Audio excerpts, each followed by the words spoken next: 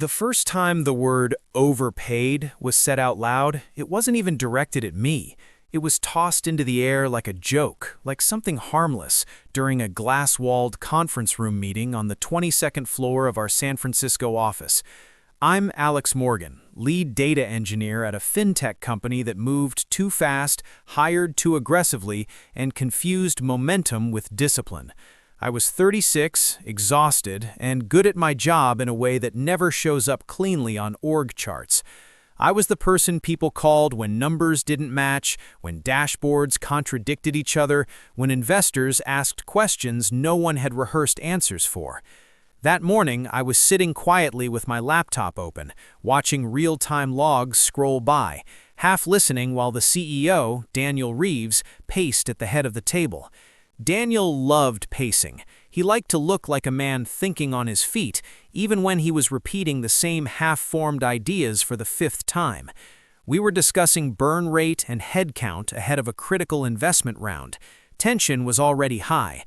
Then Daniel laughed, glanced toward the finance slide, and said, "We're paying some people Silicon Valley legend money for what is basically spreadsheet babysitting." A couple of people chuckled. I felt my stomach tighten. He didn't say my name, but he didn't have to. His eyes flicked toward me for half a second, just long enough. The room went quiet in that way that pretends nothing happened. I stared at my screen, suddenly hyper-aware of my own breathing, my pulse loud in my ears. This wasn't the first comment. Over the past few months, I'd been pulled into late-night emergencies, blamed for delays caused by last-minute executive changes, asked to sign off on numbers that had been massaged upstream. Each time I told myself it was just pressure, just pre-investment chaos. But this was different. This was public. This was calculated. After the meeting, Daniel stopped me near the elevators. He smiled, that polished, investor-ready smile. "Don't take it personally," he said. "We're just optimizing. Anyone can do what you do." I nodded. I said nothing. Inside, something shifted. That afternoon, my Slack exploded. CFO asking why an investor deck didn't match last week's figures, product demanding a revised metric definition that contradicted the database schema, Daniel forwarding emails with subject lines like, "Urgent, need clean numbers ASAP." I worked through lunch, through dinner. At 11:47 p.m., Daniel messaged me directly, "Need revised cohort analysis before morning. Investors want a better story." Better story. Not accurate, not verifiable, better. I leaned back in my chair and stared at the dark reflection of myself in the monitor. I thought about the last 3 years, the weekends missed, the constant low-grade anxiety, the way my name never appeared in press releases, but my work was everywhere beneath the surface. I thought about how quickly respect evaporates when people decide you're a cost instead of a safeguard. The next day, it got worse. Daniel CC'd the entire leadership team on an email questioning data reliability and asking whether we had single points of failure in engineering. I was the single point he meant. He was building a narrative, one where any future problem could be traced back to me. I felt anger, sharp and immediate, but underneath it was something colder, clarity. I realized I was no longer an employee. I was insurance. And insurance only matters until someone convinces themselves they don't need it. That evening, alone in the office, city lights blinking below, I made a decision that felt strangely calm. I wouldn't fight. I wouldn't argue. I wouldn't warn them. I would step aside and let the company operate exactly as it claimed it could without me. In that moment, I understood something essential. I didn't need to plan revenge. I just needed to stop protecting people from the consequences of their own arrogance. And once that thought settled in, there was no turning back. Planning revenge sounds dramatic, like a sharp turn, but what actually followed was quieter and far more unsettling. The morning after that realization, I woke up with a familiar pressure in my chest and a new question looping in my head. Am I overreacting, or am I finally seeing clearly? I still went to work, I still answered messages. From the outside, nothing changed. Inside, every action felt double-weighted. I started paying attention to things I'd previously smoothed over instinctively, the half-documented assumptions and reports, the way metrics definitions shifted depending on who was asking, the shortcuts I'd taken, not because they were right, but because they were expected. I told myself this wasn't revenge yet, this was self-protection. I began documenting everything, quietly. Emails saved, requests logged, version histories preserved instead of overwritten. Each time Daniel asked for a rush change, I responded with neutral questions, confirming scope and intent in writing. It felt risky. I worried about being labeled difficult. I worried about losing the thin layer of goodwill I had left. But something else pushed back against the fear, a growing sense that for the first time, I wasn't lying to myself. At night, doubt crept in. I'd lie awake wondering if I was burning bridges I couldn't afford to lose, if this company was still my future despite everything. I'd think about my mortgage, my reputation, how easily a CEO's version of events becomes the accepted truth. I wasn't plotting sabotage, I was plotting absence. And absence, I realized, can be terrifying when you've been the one absorbing chaos. My first real test came 3 days later. The CFO asked me to reconcile two conflicting revenue figures for an investor update. In the past, I would have fixed it silently, traced the discrepancy, adjusted the output, and moved on. This time, I replied with a detailed breakdown of why the numbers didn't align and what decisions upstream had caused it. No smoothing, no quiet patch, just facts. An hour passed, then another. Finally, a message came back asking if I could just make them consistent for now. My finger hovered over the keyboard. This was the edge. If I refused outright, alarms would ring. If I complied, nothing changed. I wrote back that I could regenerate the report using a single agreed definition, but I needed written confirmation of which assumptions leadership wanted reflected. The reply was curt. "We'll circle back." The investor update went out late. It was a small thing, barely noticeable, but I felt it like a jolt of electricity. For the first time, the machine had stalled without me compensating. That night, Daniel called. Not angry, worse, casual. He asked how I was feeling, mentioned the pressure everyone was under, reminded me how important team players were right now. I listened, said the right things, hung up, and sat in the dark. I was afraid, not of being fired, but of being pulled back in emotionally, of being convinced that my boundaries were selfish. The next week was a blur of escalating demands, more eyes on my work, more subtle questioning of my value. HR scheduled a role alignment meeting. I knew what that meant. I updated my resume at midnight, hands shaking slightly, heart pounding as if I were doing something illicit. Part of me hoped someone would stop this, that Daniel would back down, that the company would choose transparency over narrative.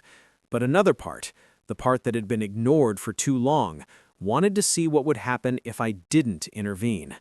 The biggest complication came when a junior analyst, Maya, messaged me privately. She was new, sharp, overwhelmed. She said she was confused because the numbers she was pulling didn't match what leadership was presenting, and she asked if she was doing something wrong. This wasn't in any plan. This was a person. For a moment, everything wavered. If I told her the truth, I pulled her into the blast radius. If I deflected, I became complicit again. I chose a narrow path. I told her her data was correct and advised her to document her process carefully. Nothing more. It felt both cowardly and necessary. A few days later, the role alignment meeting happened. HR talked about market benchmarks, efficiency, scalability. Daniel talked about redundancy and future-proofing. I listened, nodded, and then said calmly that I thought it made sense for me to step away. The room froze. This wasn't how it was supposed to go. They were meant to pressure me, not lose me. The offer to revisit comp came too late. I declined. Walking out of that meeting, resignation drafted but not yet sent, I felt a surge of something close to triumph, immediately followed by dread. I had taken the risk. The plan, if it could be called that, was in motion. But as I hit send that evening, submitting my notice, one thought cut through everything else.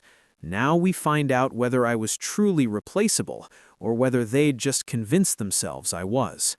The moment my resignation became real, everything accelerated. I hadn't even finished my notice period before the tone around me shifted from dismissive to predatory. Daniel stopped pretending I was overpaid and started acting like I was dangerous.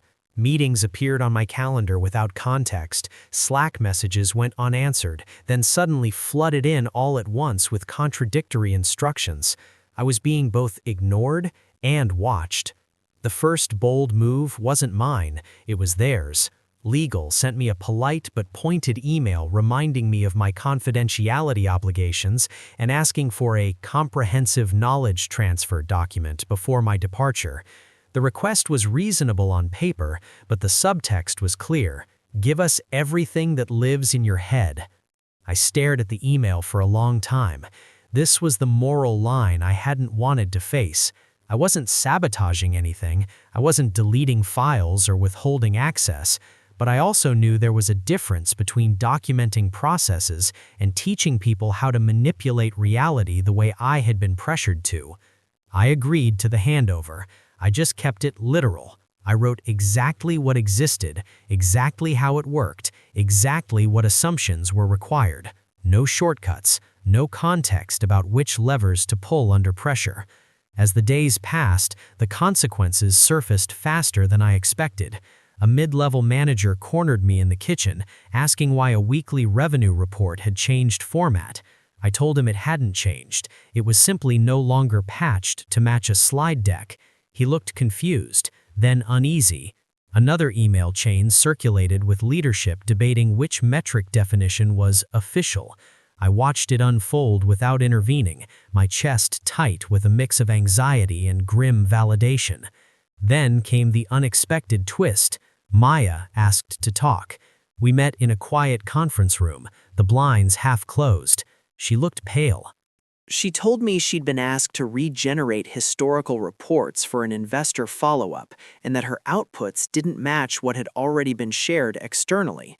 When she flagged it, she was told to align to the narrative. Her words, narrative. Hearing it out loud made something snap. This was no longer abstract. This was active misrepresentation. I felt the pressure clamp down from both sides. If I spoke up, I'd be accused of sour grapes, of retaliation. If I stayed silent, I'd be enabling something that could hurt people far beyond this company. I told her to protect herself first, save everything. Don't sign off on anything she couldn't defend. I hated how cautious I sounded, how much fear was baked into my advice. That night, Daniel called again. This time, he didn't pretend. He said investors were nervous. He said my timing was problematic. He said if I cared about the company, I'd help stabilize things through the due diligence period. The offer was framed as consulting, short-term, well-paid. It was a trap, and we both knew it. They wanted my credibility without my presence. I said I'd think about it. I didn't sleep. My head was full of branching futures, lawsuits, reputational damage, financial ruin. I kept returning to one thought that scared me more than any of those. If I went back now, even briefly, everything that followed would be on me. 2 days later, the biggest complication hit. An internal memo leaked to a wider group than intended, outlining data normalization strategies for investor materials. It was sloppy, vague, and damning if read the wrong way. Panic rippled through the company. Meetings were canceled, then rescheduled. Slack channels went quiet. I received a message from legal asking me to join a call for context. This was the moment the plan I never formally made threatened to implode. On the call, voices overlapped, everyone talking around the same fear without naming it. Were the numbers defensible? Had anything been misrepresented? Could this be explained as misunderstanding? I answered only what I was asked, and only with facts. Each sentence felt like walking a tightrope. I wasn't accusing anyone. I wasn't confessing. I was simply no longer translating chaos into comfort. After the call, an email went out announcing that investor meetings were being postponed by a week. A week? In startup time, that's an eternity. I should have felt relief. Instead, dread settled in my gut, because postponement meant scrutiny, and scrutiny meant fingers would point somewhere. That night, I received a draft statement from PR, clearly written with my departure in mind, framing recent inconsistencies as process gaps caused by unexpected personnel changes. I was the gap. They were laying the groundwork to make me the story. I realized then that my absence alone wasn't enough anymore. The truth was surfacing, but it was being shaped, weaponized. Everything was at risk now. My career, my ethics, the fragile boundary I'd tried to maintain between revenge and responsibility. And as I stared at that draft, heart pounding, one terrifying possibility crystallized. If I did nothing, I might still lose everything, and they would walk away blaming me anyway. By the time the postponed investor meetings were rescheduled, the building felt hollow. People spoke in lower voices. Doors stayed closed, and every calendar invite carried the weight of potential disaster. I was officially in my final week, yet somehow more involved than ever, pulled into calls just to clarify history or to answer quick questions. Each request tightened the knot in my chest. This was the critical stage I hadn't wanted to reach, the place where passive absence stopped being enough and every choice carried consequences. The plan, if it could still be called that, was no longer about stepping aside. It was about refusing to be shaped into a scapegoat. Legal sent another message, asking me to review a revised knowledge transfer document they'd drafted on my behalf. Reading it, I felt a surge of cold anger. They had subtly reframed my role, minimizing my responsibilities, while implying I'd controlled more than I had, a contradiction designed to suggest negligence without saying it outright. I replied with a marked-up version, correcting inaccuracies, attaching supporting emails, keeping the tone professional. My hands were steady, but my pulse wasn't. This was risky. I knew every correction made it harder for them to simplify the story later. The unexpected turn came from outside the company. An associate from an investment firm I'd spoken with months earlier reached out directly. He said casually that due diligence had raised interesting questions and that my name had come up more than once. He wasn't fishing for gossip, he was confirming facts. That conversation changed everything. For the first time, I understood that this wasn't just internal panic. External eyes were already on the cracks, and they were sharper than anyone inside wanted to admit. I answered carefully, sticking to verifiable information, declining to speculate. When the call ended, I sat in my car for a long time, staring at the steering wheel, feeling both exposed and oddly relieved. The truth didn't need embellishment. It was heavy enough on its own. Inside the company, the pressure intensified. Daniel stopped calling me directly. Instead, messages came through intermediaries, framed as cooperation requests but laced with urgency. One afternoon, HR asked me to attend an exit interview earlier than scheduled. The questions were no longer about culture fit or growth opportunities. They were about process ownership, decision authority, and risk. I realized then that they were documenting their defense. Every answer I gave would be used to draw boundaries around responsibility. I chose my words like a surgeon, precise and unemotional. I could see frustration flicker across the HR manager's face when I refused to simplify. That evening, Maya sent me a message I hadn't expected. She'd been pulled into a late-night working session with finance and product leadership to rebuild numbers for the upcoming investor presentation. She told me they were changing historical assumptions retroactively. "They're saying it's fine," she wrote, "that everyone does it." I felt a deep, aching exhaustion wash over me. This was the moment where the moral dilemma stopped being theoretical. I could walk away completely, protect myself, and let the narrative form without resistance. Or I could draw a line, knowing full well it might drag me into the center of the storm.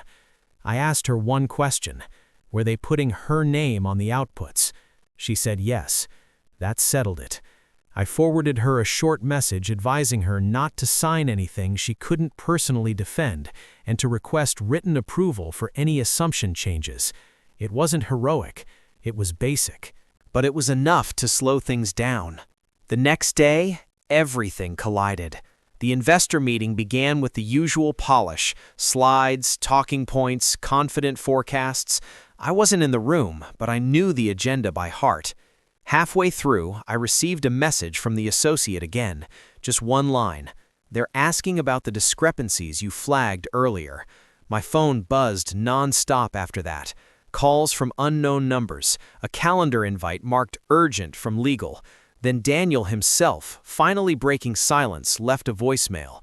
His voice was tight, controlled, asking me to join a call immediately to clear up confusion. I felt my throat tighten as I listened. This was the culmination. If I joined, I could influence how things landed, but I'd also become entangled again. If I refused, the narrative would continue without me, possibly turning sharper. I chose a third option.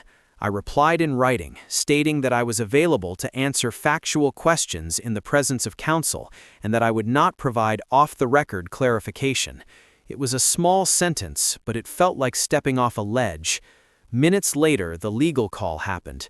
This time, the tone was different. No more assumptions. They asked direct questions about data lineage, about who approved changes, about discrepancies between reported and raw figures.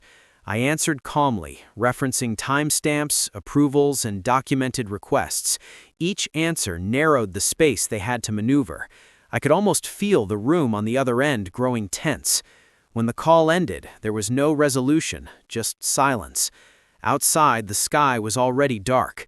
I sat alone, heart pounding, aware that whatever happened next was out of my control. The plan had reached its critical stage. I hadn't exposed anything proactively, hadn't leaked or accused. I'd simply refused to absorb the impact anymore. Somewhere, decisions were being made, investors were recalculating risk, and a story was about to break free of the version they'd tried to contain. All that remained was the final outcome, and it was close enough now that I could feel it pressing in, inevitable and irreversible. The final outcome didn't arrive as an explosion, but as a slow, undeniable collapse. 2 days after that call with legal, the investment round was officially paused, then quietly withdrawn. No dramatic announcement, no press release, just a carefully worded email about misalignment on reporting standards and unresolved diligence concerns. Inside the company, the effect was immediate. Hiring froze, consultants disappeared, meetings were canceled without explanation. Daniel stopped being visible. When his name did come up, it was spoken carefully, as if volume alone could assign blame. I learned the details later, piece by piece, from people who no longer felt the need to protect the narrative. Investors had asked for raw data access. They had compared versions. They had noticed how assumptions shifted depending on audience. They had traced approvals back to emails that told a very clear story. Not of fraud, not of some cinematic villainy, but of panic, layered on ego, layered on denial. The deal didn't fall apart because of me. It fell apart because once I stopped absorbing the strain, the system showed its true shape. The consequences rippled outward. The CFO resigned within a month, citing personal reasons. Daniel stayed longer, but his authority was gone. Board oversight tightened, decisions slowed. The company survived, barely, but it was no longer the rocket ship it had sold itself as. I wasn't named publicly, which was both a relief and a disappointment I had to confront honestly. Part of me had wanted recognition, some external validation that I'd been right. Instead, I got something quieter. Legal sent a final note confirming there were no outstanding obligations on my end. HR processed my exit cleanly. No accusations, no apologies. just distance.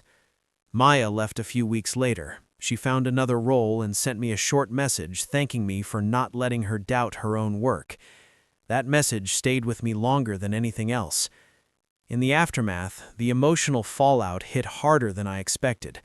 I slept for days, then woke up restless, replaying conversations, second-guessing choices.